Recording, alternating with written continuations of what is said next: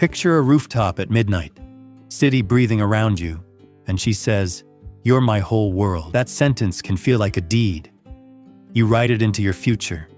You build a mental monument around it, and you start living inside the light of that moment. For some men, that rooftop becomes a contract. For others, it's a lantern you hold too close and burn your hands. The pain later isn't always about betrayal.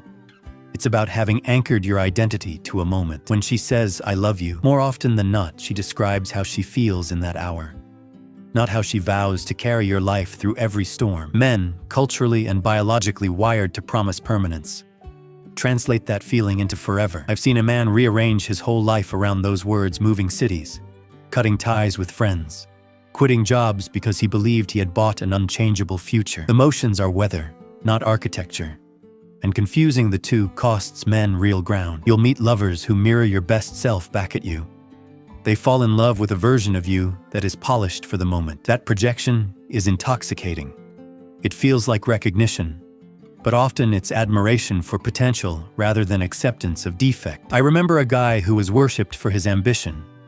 When the ambition burned out, the affection dimmed. She hadn't stopped loving him entirely. She stopped loving the image that fed her excitement. People fall fast for what they want to see, and later, they resent the real person who can't sustain the fantasy. This doesn't mean women are dishonest.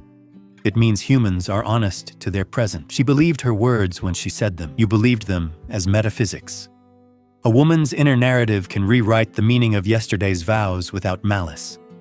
She simply stops feeling the same truth. That shift feels like erasure to a man who kept a scrapbook of promises. The tragedy is not only loss, it's discovering you were holding an illusion you helped create by interpreting momentary devotion as eternal allegiance. Actions are the currency of durability.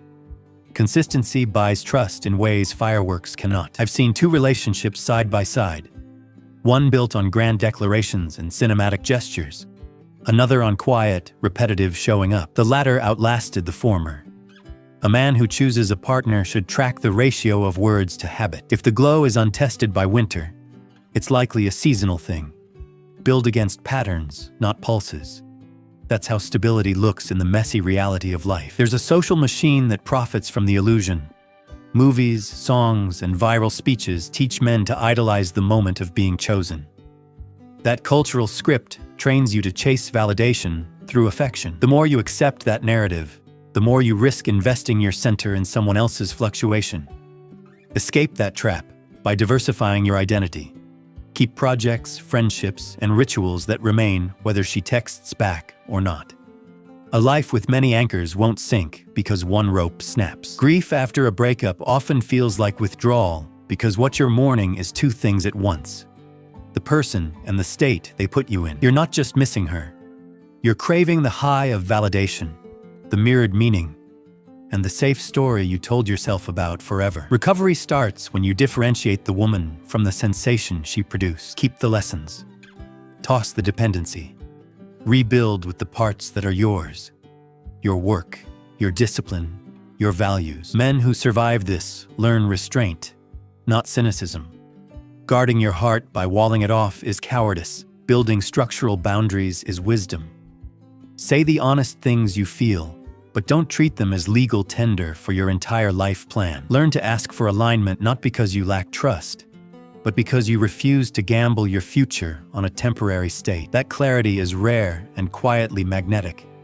It separates men who survive from men who repeat the same ruin. Acceptance is the quiet revolution. When you accept that some loves are intense and impermanent, you free yourself from the compulsion to chase or to beg. You stop trying to resurrect a weather pattern and instead plan around the climate of your life.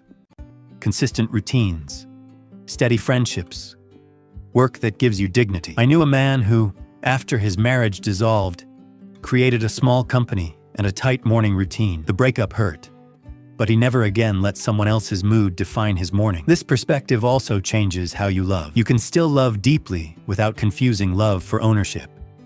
You can be generous without being disposable. That mature love admires intensity and also respects limits. It knows that affection can be ferocious and tender and still transient.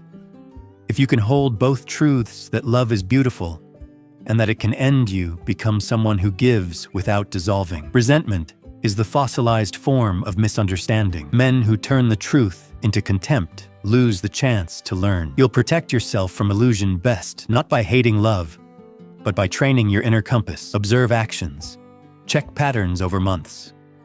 Build rituals independent of approval, and keep the self you can't lose. That discipline is the antidote to being undone by mood-driven devotion. If you want to change outcomes, start with 3 daily practices. Keep 1 non-negotiable ritual that is yours alone. Say no to anything that asks you to dismantle your identity. And require clarity when commitments are made. When a woman says forever, ask for language that matches pattern, not to trap her, but to protect yourself. Real grown love grows in sunlight and in the heavy weather. If she can't show up in winter, she doesn't get to claim forever. There's a paradox here. The man who refuses to collapse becomes rarer and therefore more desirable. Women respect groundedness. They are drawn to someone who carries himself as a sovereign, not a supplicant. That doesn't mean being cold. It means being whole. When you stop performing neediness, you naturally attract relationships where affection is an addition, not an anchor you fail to provide yourself. So don't build your life on someone's weather. Let affection be a bonus to an already complete existence. Love hard when it's generous. Let it go when it becomes a net that takes more than it gives. And always, always protect the thing you can never outsource: your dignity. If you want, I can give you a 90-day recovery and identity plan, morning scripts, boundary phrases, and habits that harden your foundation. So the next love you meet is a choice, not a rescue. Choose that path. It's quiet, it's disciplined, and it makes you unbreakable.